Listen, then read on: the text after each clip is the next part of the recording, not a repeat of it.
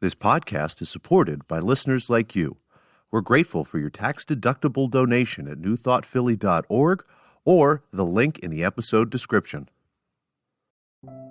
A practical prayer is a prayer that works. These discussions between Reverend Bill Marcioni and Carol Lawrence dive into the details of how it works and how to work it. Reverend Bill is a New Thought minister and the author of Practical Prayer for Real Results. Your new life begins with a new thought. Carol Lawrence is on a spiritual quest, finding the New Thought teaching after decades on the pulpit in 3 different traditional denominations. I've got some questions. Together, they're exploring the philosophy and activities that come together from many of the world's religions to create the practical spirituality that is New Thought.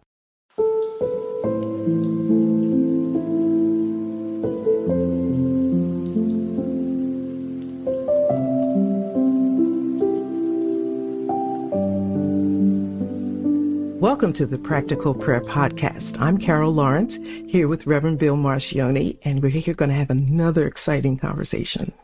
You wanted to talk about complimenting people. By the way, you look lovely today. Thank you. I received that. At my age, I'm taking all the compliments I can get. Whatever somebody's saying, I'm happy. Okay, so here's the thing about compliments, and I shared this with you at another time. I give compliments very freely. It just happens. You know, if there's something nice, I see beauty in everything and everybody. There's going to be something beautiful about you. I don't care whether it's your lips, your mustache, whatever. I see it. So I just feel like it's cool to tell people what's nice or to compliment whatever else. And I have gotten great criticism over the years. And let me give you an example of something. I noticed when I was very young, how people in Hollywood, the stars, would compliment each other on stage, on talk shows, or the Academy Awards. They would always give thanks to the team, everybody, even other actors that were considered great. Even in another movie or in the same, they co-starred together. They always complimented each other. You never hear one downgrading another. And I used to think that was wonderful. So I made the horrible mistake of using that example in church one day about how even people that we're not in competition, we're in it together. And complimenting one person does not take away the greatness of you. The example was Hollywood. And I remember, I don't know whether I was using Tom Cruise or somebody else. Doesn't matter. Whoever I used, it was going to be wrong. Like I committed a horrible sin right there in the pulpit because, number one, I used Hollywood, which is the den of iniquity. So nothing good can happen there. And the whole point was lost. And that kind of feeling, you know, is still present. And I don't want to pick on the church. I know it's there, but it's present also with other people. So I don't know how to handle that. Okay. I think that there are actually 2 things that are going on. One is complimenting versus criticizing other people and getting towards a tendency of being uplifting and complimentary. And I know exactly what you were saying and what you mean, because it doesn't actually take anything away from me to tell you that you're wonderful or to remember that you are a bright light of God's love shining in a unique way that is specific and particular to you. Doesn't take anything away from me at all. And we'll talk about that second. We'll start with Hollywood. And they're actors. They're phony. That's their whole job, is to pretend. And when you see them on the red carpet and they're all being nice to each other, it is not obvious whether it's authentic and they really respect somebody else's work, or it's part of the job to be nice. Because if you're not nice, then you wind up with a battle and a war, and the tabloids like to talk about that sort of thing, so everybody wants to be positive, even if they don't feel it. So there is the possibility that your crowd was reacting to the inherent plastic phoniness that tends to be in show business. It's not always, and there are people in show business, in the movies, in Hollywood, in all fields, who are wonderful, who are genuine and authentic people, and they mean it when they say it. It's easy to misunderstand or be suspicious when people who are playing a role for a living are saying something because they might be meaning it and they might be playing a role. You know what? I never thought of that. Never, never, never. And that's probably the naive side of me that I'm very embarrassed about because, I should have thought of that. Like, it's just or whatever. Somebody should have mentioned that's what it was about, so you could say, all right, let's think of another example. Yeah, well, you know what? I've been doing this forever. Like, it's been something that I'll just, because it's important. It's just part of who I am. And I've said that. Nobody ever says anything. I just never thought of it. When you said that, I can see, yeah, that's probably true.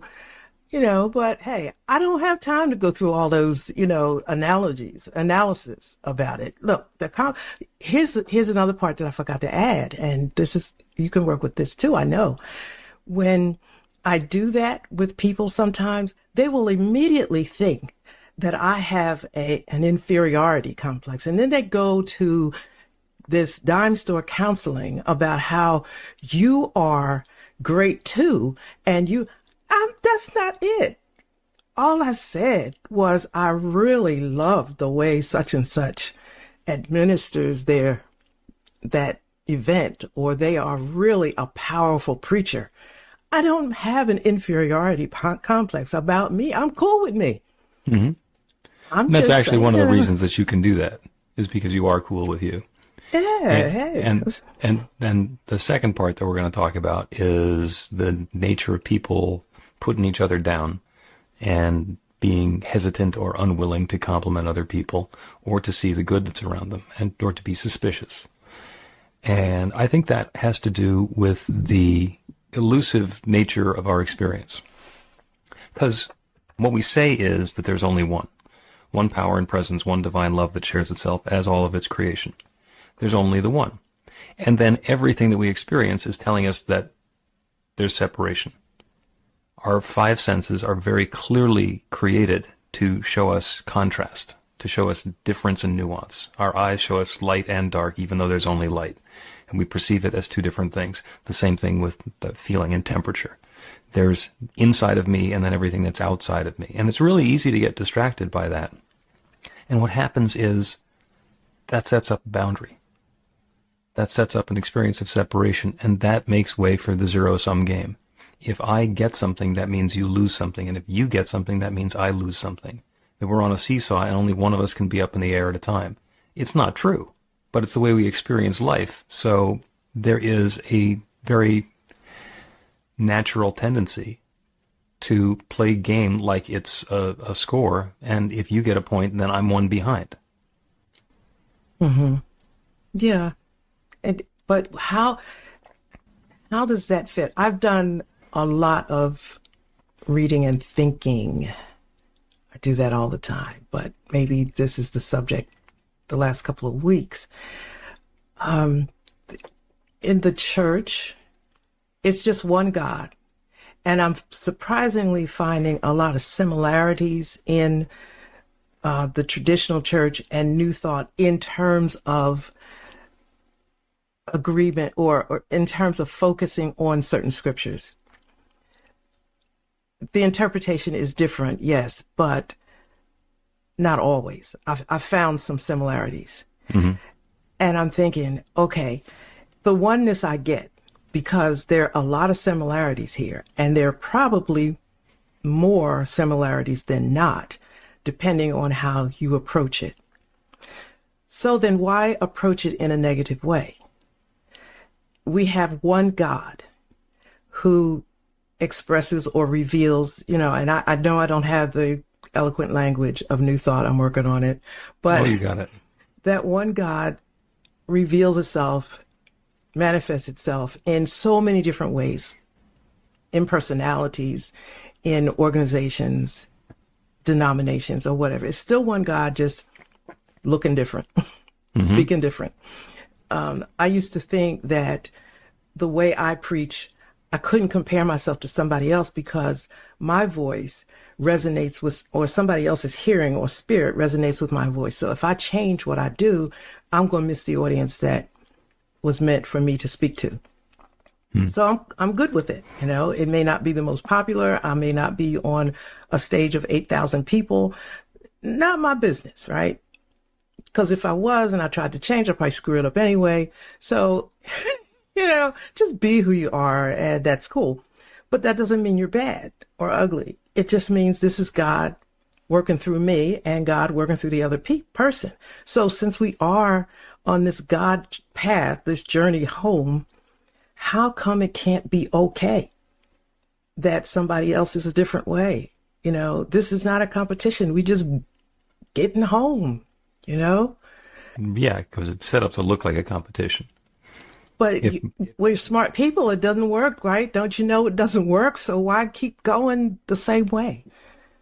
Oh, because that's what we were taught. That's the way we've always done it. Of course we're going to have this competition and this whatever. Of course we are. Yeah, do we have to? No, we don't have to. But we have been, so we have every possibility of keeping it up. Can I give you one, I think this is a great example, and I'm going to love telling this to you.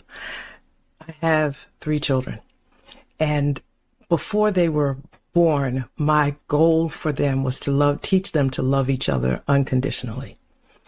I asked for 3. I knew I was going to have 3. There was no doubt in my mind. So when 3 got here, this was it. And I was making sure from day one, each one loved each other for what was good about the other. What I didn't have control over was what you're saying, how the world or the culture teaches competition. Mm-hmm. So I have 2 incredibly wonderful, talented sons, but they're very different. So as opposed to them recognizing the good and wonderfulness in each other, in themselves, I guess, each is jealous of the other. And I'm like, at my age, Reverend, I'm stunned. You hear me? I am stunned because everything I put in them about loving each other, did I miss loving yourself for who you are? And 35 and 38, stuff is happening with them because of, I think it's not, they admire in the thing about each other, but they see what the other has as greater than what's in themselves. Does that make sense? Yeah, the grass is greener. And it's gotten so blown out, I can't fix it, which is good. Because I'm stepping back and you gotta stop trying. There's nothing else I can say, right? God is in you both. Always told you that. God is perfect in you both. What the heck is going on here? So, okay, so I know I'm talking long, but this is going somewhere and this is going, and then I'm going to stop and then you put it all together.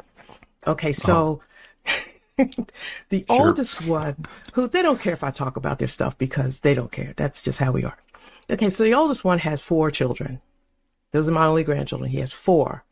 There are 3 mothers between 4 children. 1 is an ex-wife and 2 are, as they say, baby mamas. So I looked at this situation several years ago and I said, when they first all got to the planet, and I said, the one thing I will not have is chaos and anger and unrest in my family. This will not happen. So I devised a plan in my own head to bring these 3 women together with all the children. I knew it wasn't going to happen in one setting, but I deliberately spoke to each one and I created a relationship with each one.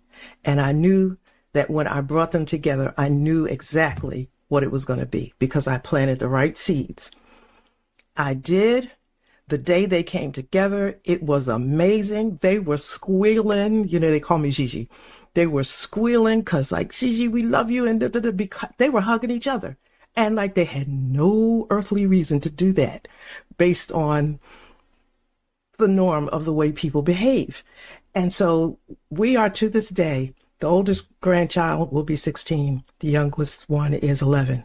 So it's been all those years and I'm everybody's Gigi and they loving it. It's all good. Even my son said, this is crazy. This doesn't happen with anybody. Well, it's going to happen. I made it I set the intention before I knew what I was doing.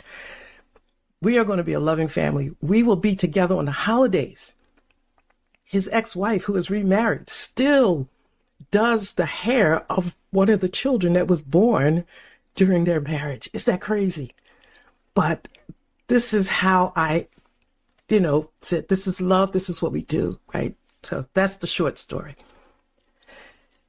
Now so I'm saying that you don't have to use the script that society sets up.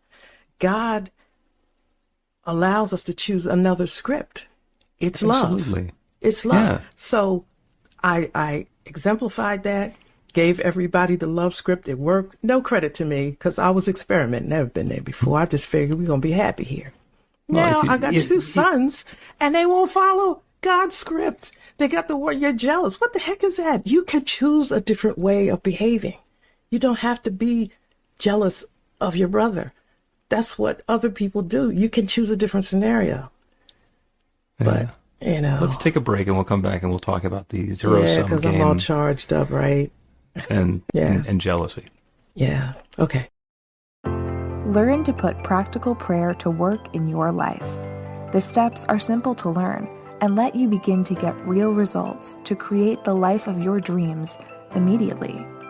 Reverend Bill Marcione's widely acclaimed book, Practical Prayer for Real Results, gives you a clear summary of the New Thought principles behind practical prayer and the series of easy-to-understand steps found in the most effective prayers from religions and spiritual practices all over the world and throughout history. Practical prayer is not a replacement for your religion or practice. It's a technique to make the work you do in consciousness even more effective. The book includes 40 prayers on various topics that you can adapt as needed and use as your own. Practical Prayer for Real Results is available in paperback, Kindle, and audiobook on Amazon or at b-the-light.com. That's b-the-light.com.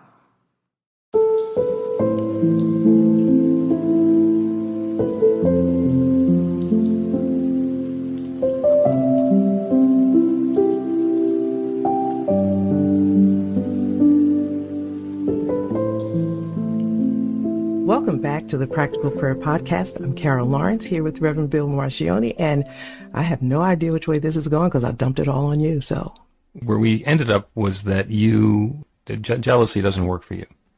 It confounds you. You find it to be depleting and distracting and like, what the heck's the point? Jealousy is when we look at something that somebody else has and we wish that they didn't have it because we want it. And that is inherent in the competitive approach to life. It's not a coincidence that your two sons are doing that because there's so much of a focus in our culture on sports where you have a winning team and a losing team, and the winning team is better because they won. You hate to have it in our politics. There's two parties and one party wins, and that means the other party loses. And it's set up very conveniently so that we have winners and losers. And when somebody perceives themselves to not be the winner, they can be jealous of the winner and want to have what the winner has. Instead of understanding that everybody has something, it's just different for each of us. I don't know if I've told this story before on the podcast. I certainly mention it every year when I do the talk on Super Bowl Sunday. The one thing that the winning team in the Super Bowl needs more than anything else is another team as good as they are to beat.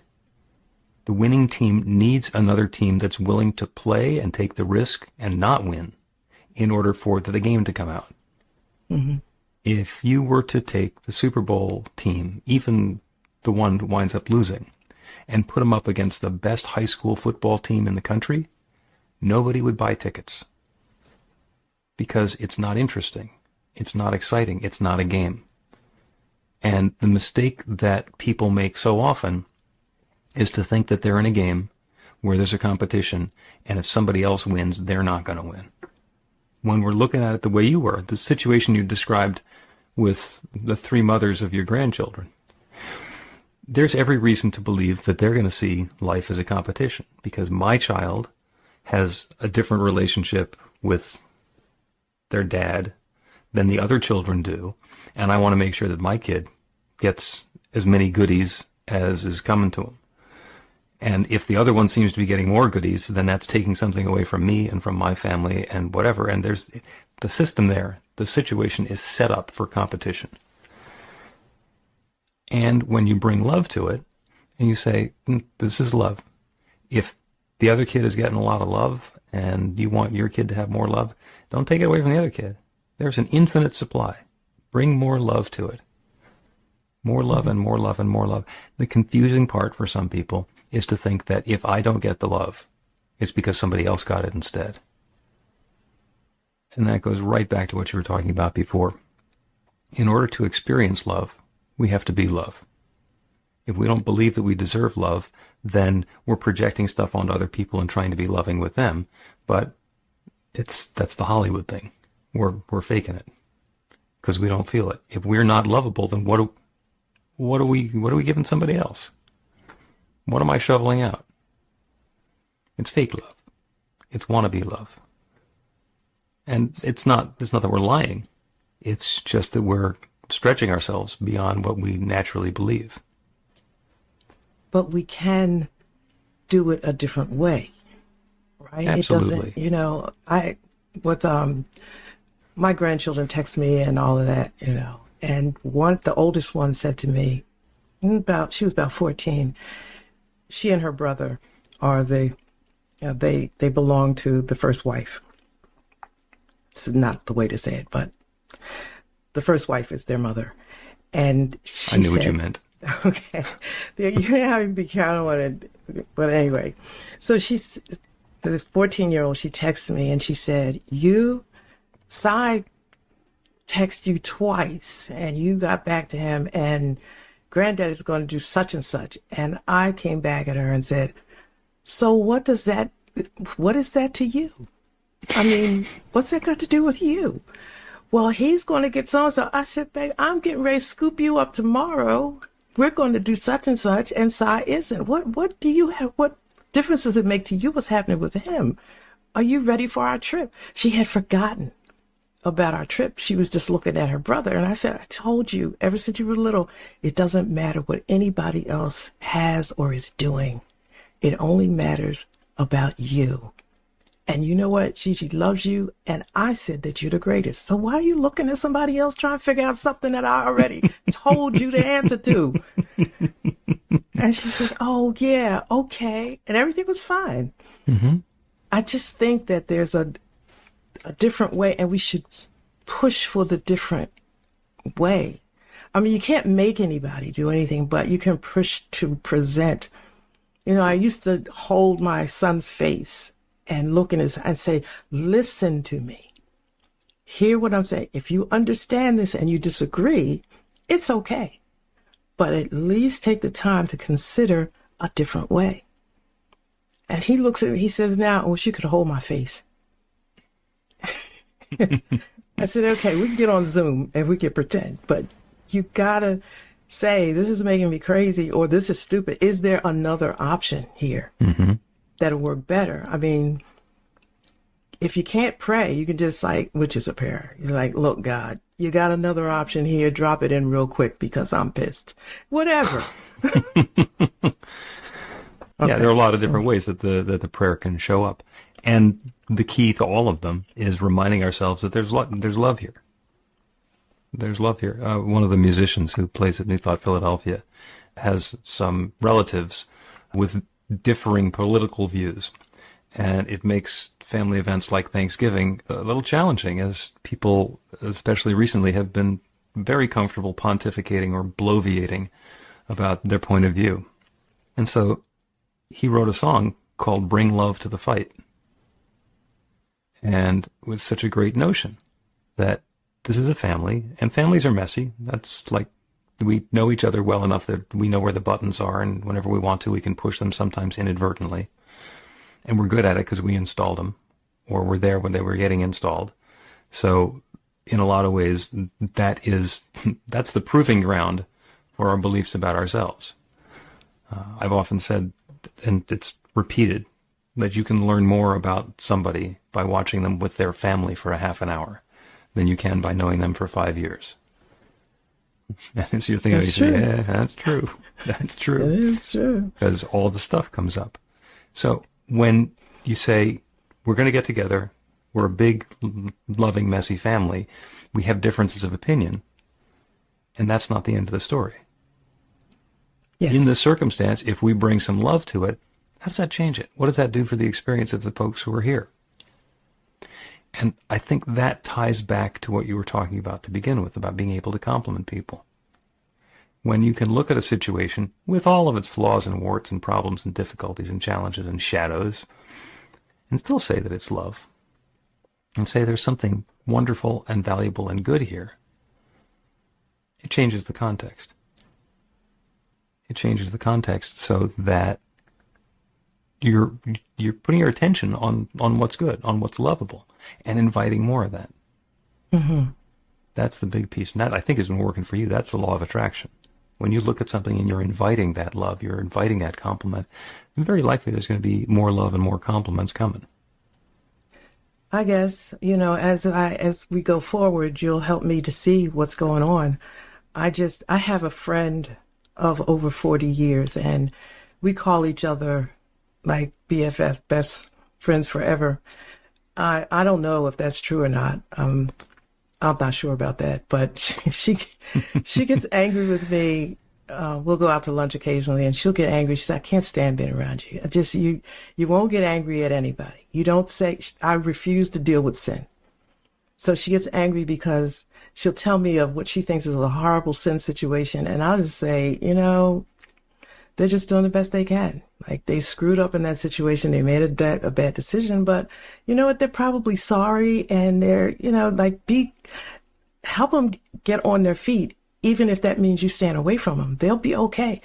And a couple times she got up and left the table because I wouldn't do that.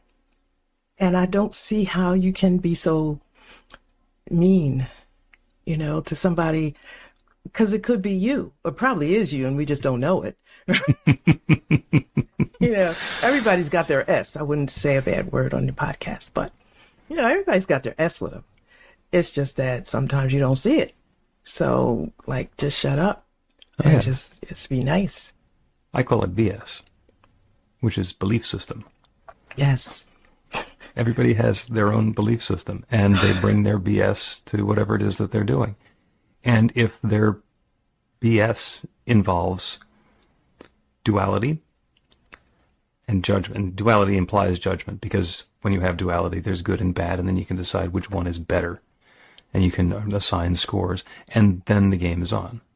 Mm-hmm. And what you're saying is you get into a situation, okay, let's let loose a judgment. This person made a serious mistake. I'm not judging them. I'm understanding it. I'm saying I'm not going to hang around with them.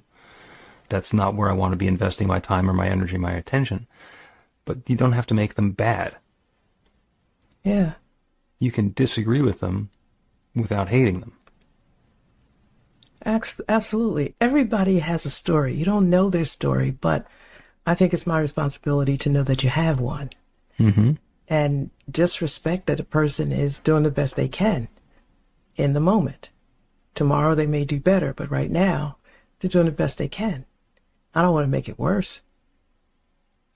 I mean, that's terrible. Yeah. But, Okay, so you're fully primed for new thought. Let me tell you about, okay, I'll take your word for it. Let me tell you about class on Monday. We were talking about love. And I was having a very difficult time with the book that we're reading because I read it before and I realized why I put it aside. And here it comes back as the book we're supposed to be reading in this class. And I'm thinking, I am not interested in this woman who is always talking about love. It's just unreal to me. And so I'm thinking, how am I going to get through this class without having a bad attitude about the overworked use of this word love? I couldn't get it.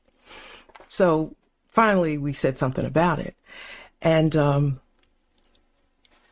it became clear what, you remember a song, you do.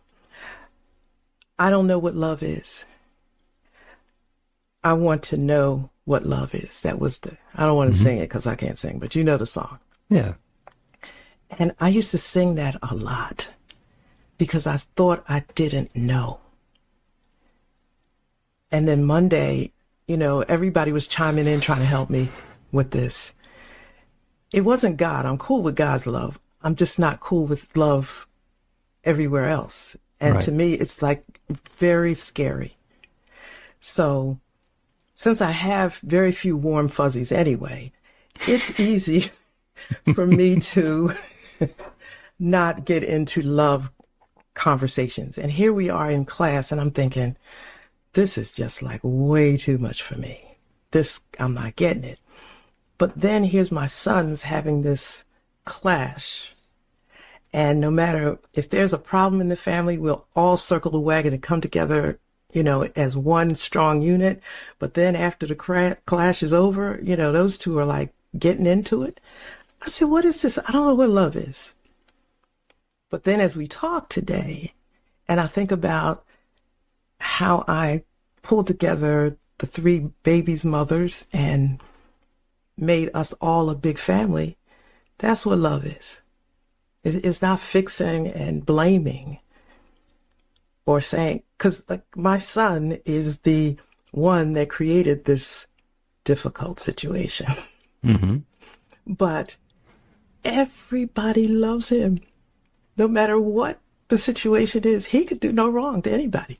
He's out here wreaking havoc in everybody's life. Everybody that he has wreaked havoc with still loves him. Mm-hmm. That's an interesting thing. So after Monday's charisma there.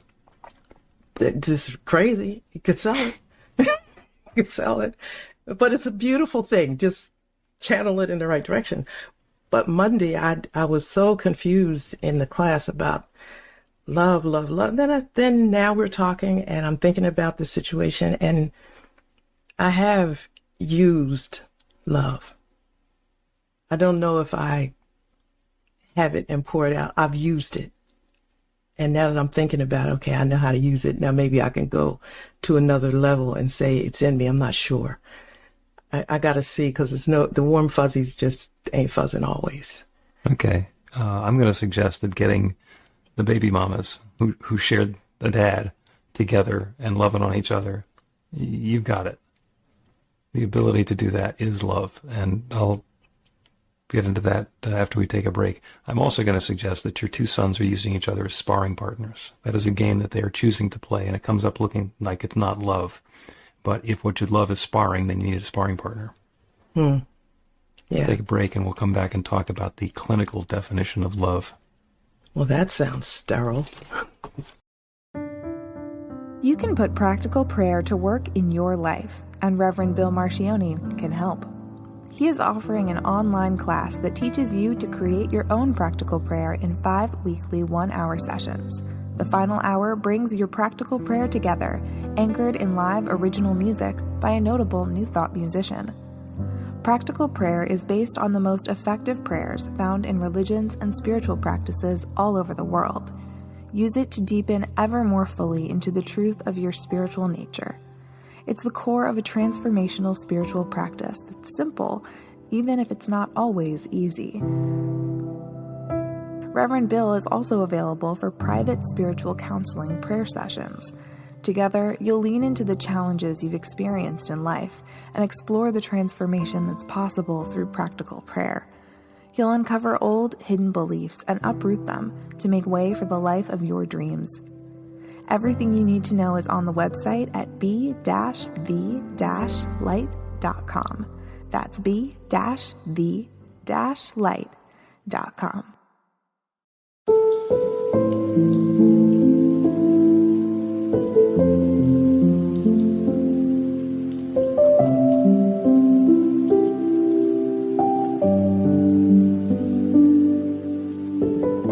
Welcome back to the Practical Prayer Podcast. I'm Carol Lawrence, here with Reverend Bill Marcioni, and we're going to continue the conversation about love. Not sure where it was going, but you do.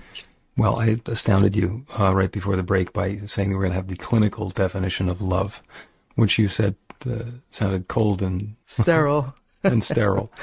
And it is, because there's love like a Hallmark greeting card, with the hearts and the candies and all the Valentine's Day stuff where it's manufactured love, and let's make it be squishy and warm and fuzzy. And that is one way of looking at love. And when we look at the infinite, the big picture story, first step in the practical prayer is to identify the divine, the creator, the source of everything. And it's God or spirit or nature or the Big Bang or whatever it is. And it's the one. That's where we get back to the one. There's only God. Because in the beginning there was darkness and void in God. And then God started moving stuff around. God had an intention, said, let there be light. And the Big Bang exploded. And everything came from the one. Everything is the one, ricocheting around in this manifest universe to create more and more pieces and more expressions and more fragments. But it's all that divine love expressed in its own way. And knowing that that's the case, then the love is at hand right here. It has to be, because that's all we are. We are that divine love taking particular form. And sometimes it is not obvious. Sometimes it is really difficult to look at the situation and say, this is love? Give me a break. I'm not accepting that this is love. And there are certainly situations where even if we're bringing love to the fight, there still might be a fight to be had. Because I do not need to agree with what the other divine expressions of God's love might be spouting. So the definition for love that I have come to favor is the one that sounds really dry and clinical, and it's from A Road Less Traveled by M. Scott Peck, and it's from the 70s. And he defines love as the will to extend oneself to support the spiritual growth of oneself or another. There is no candy heart inside of that. There's not a cartoon picture of a bunny. There's none of the warm fuzzies. The will to extend oneself to support the spiritual growth of oneself or another.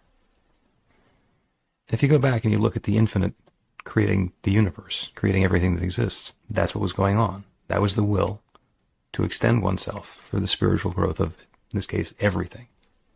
And we're repeating that process through everything that we're doing. When you brought the 3 baby mamas together, that's what you were doing. You had the will to extend yourself because you made a choice and you were extending yourself. That was risky, to support the spiritual growth that was for you a little bit, but for the kids and for the moms. That's love. Mm-hmm. And if you want a box of chocolates to go with it, you can take one out of petty cash. No, because you deserve it. No, thank you. Because it shows up looking like all sorts of different things. Obviously, because if there's only love, then everything is love, and it all looks so different. Yeah. Now, it will perhaps take a bit of time for that to move from your head, the 18 inches, the longest 18 inches in the universe, into your heart and your gut. But that's what we're inviting. That's what we're paying attention to. So let's do a prayer on that. A greater, deeper, fuller experience of love for everybody who's listening.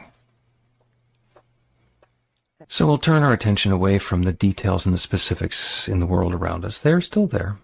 They're still there. All the things that we look at and judge as winners or losers or bad or good or hot and cold, it's all still there. But go ahead and close your eyes to that. Go to a soft focus as it's safe to do so. Become fully present where you are. And open your awareness to that infinite creative power that creates everything. Whatever your creation story is, make yourself aware of what your belief system is about where this all came from. From scripture, from science, from even as a big happy coincidence. It's one happy coincidence that keeps on unfolding to allow everything to come into being. Even this is all a big happy coincidence. It's been evolving for billions of years. And every time it evolves, every time something new comes in, it is that same creation that's been there forever, unfolding in a new way. And in every experience that we've had, where we felt loved or nurtured or nourished or supported, there has been something or someone extending itself to support us, to support our continued growth and development. Spiritual and also physically. Every breath that we take is filled with air that's nourishing and uplifting us.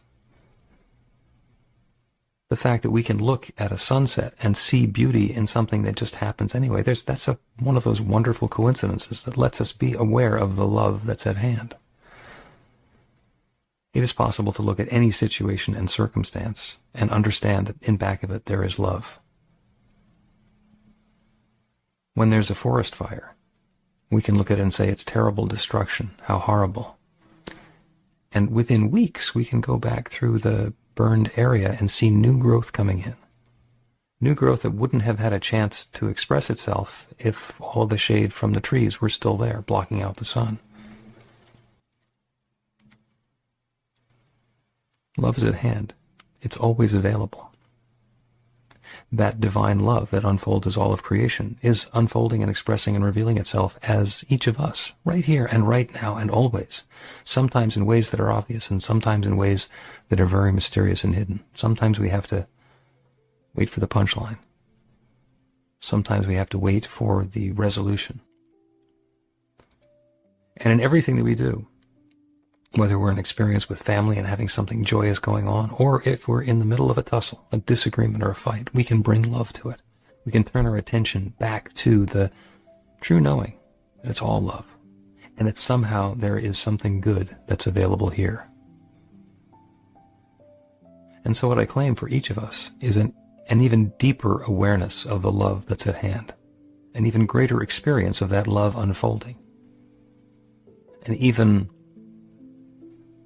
more thorough commitment to that will to extend ourselves for the spiritual benefit of ourselves or another and bring love to it. Because that love is always available, it's always there, and simply more and more of it being revealed, more and more of it being brought into our awareness. So love is at hand right here and right now, and I'm grateful for it. I'm grateful for the surprising ways that it shows up. I'm grateful for how quickly those surprising ways are happening. And I'm grateful for the rich and wonderful stories that are even now being rewritten, revised with new backstories, and with different plot twists to bring us into the next scene. Love is at hand right here and right now, and I'm grateful for it. And with gratitude for this good, I speak this word of intention. I release it into that creative law that has been saying yes since that very first intention, let there be. And it once again says yes, and this good is underway. And so it is.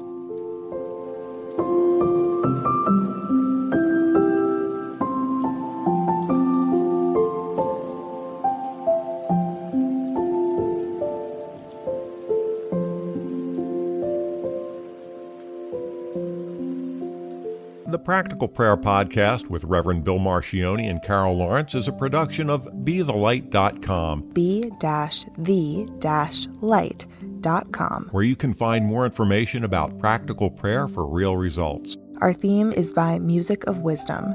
You can learn about the spiritual community of New Thought Philadelphia with daily guided meditations, Weekly celebrations of spirit, and Reverend Bill's classes in practical spirituality at newthoughtphilly.org.